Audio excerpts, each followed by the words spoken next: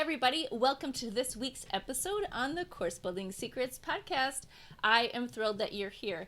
Hey, I have been getting this question a number of times, so it is time to jump in and do a session on this topic, which is how do you serve your content? Do you drip it out? Do you offer it all at once? Do you let people go through it however they want to? How do you structure how you're delivering what you're putting into your membership, your course, your program, whatever it is that you're delivering as your online experience? So I want to take a couple of minutes to just explain this whole concept of how do you think through this problem. So the very first thing is to remember that you are you're providing someone, your perfect avatar, the fastest path to the solution that they want, right? So they have a problem, you have a way to fix that problem, and so your job is to provide them the fastest path to get to that outcome, right? Like, period, end of report. That's why they're paying you. Because otherwise, like, people can go out and they can search YouTube, they can search the Google, they can do all of the things to solve the problem that they have. That's not what they're doing, right? They're paying you to give them guidance and to give them the fastest path to that result. So hopefully you have that experience and you can get them through not only going through the path faster, but help them overcome the obstacles and hurdles and all the other things that you know are going to happen when they try and solve their problem. Okay, so foundationally, that's first and foremost in terms of remembering that is your goal. So all of the content that you're going to create for them foundationally is going to get them on the path so that they can take the steps to solve the problem. That's it, right? Like, so from that regard, you want to drip out the content to them, right? Because you want to deliver it in a certain format, in a certain way, and within a particular amount of time so that they can follow along and you're showing them the path, right? If they wanted to come in and randomly pick one of the modules that you had in your program or in your experience, that's great, but that's not getting them any further than just going out and Googling it, right? And so your job is to provide them that path. Now, there's two different ways that you can drip out content. The first way is time-based. So you're saying you are going to give them content on a particular day or on a particular time. And that is if you're doing a cohort or you have something going on in between the time that you're releasing the first one and the second one and the third one, et cetera, right? So that's time-based dripping, meaning you're controlling when they're getting access to each module, lesson, whatever it is that you have going on in the structure of your program that you're giving them. The other way is progress based. So they complete this first one, and then because they've completed this first one, then they can get access to the second one. So someone could still go through all of it in a compressed time frame, but they're going through it in order. Because if you've done this correctly and you've mapped out the fastest path to the result that somebody wants, there is an order. It's step 1, step 2, step 3, step 4, step 5, etc.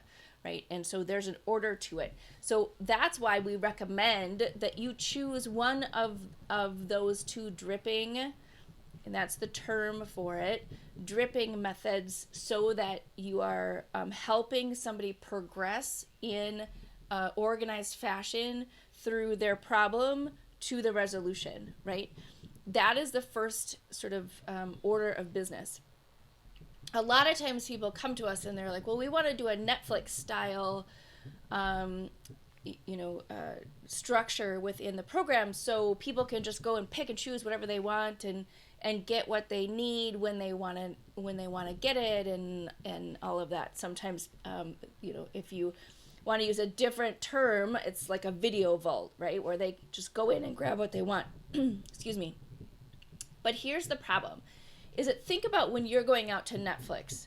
You want to just like Netflix and chill, right? Like you want to just relax. You want to go out and be entertained. You want to just grab something you're in the mood for. But when you're learning something new, when you're trying to solve a problem, you're actually like looking for somebody to guide you down what the path is for them to do that, right? Like you don't want to randomly go out. If you think about Netflix and you're like, here are the top 10, here are what people are watching, or here's like the 42 million other options that you can search for if you're in the mood based on topic or movie genre or whatever, right? A totally different intent. So when you're creating your program, again, that's why we recommend that dripped approach, either a time-based or progress dripped approach for your core curriculum. Now you're going to have additional modules, additional content, additional things that will be helpful for people that may not fit within that success path, and that's okay. And that can be served up in sort of a more Netflix style where they can pull in what they need. Maybe they want to learn how to do a specific thing, how to edit videos, how to do better videos, how to start a podcast, all sorts of random topics that aren't directly in your path of how you are teaching it so that somebody gets from point A to point B. All of those can be sort of open and available to someone at any point in time. And so it's really important that you are looking strategically at how to structure your experience, regardless of if it's a membership, a course, a program, or whatever else you can dream up online, is that you have your foundational content that gets them that resolution to that problem, and then anything else, right? Sometimes we say what's need to know, what's nice to know, right? Like, so you can kind of structure it that way.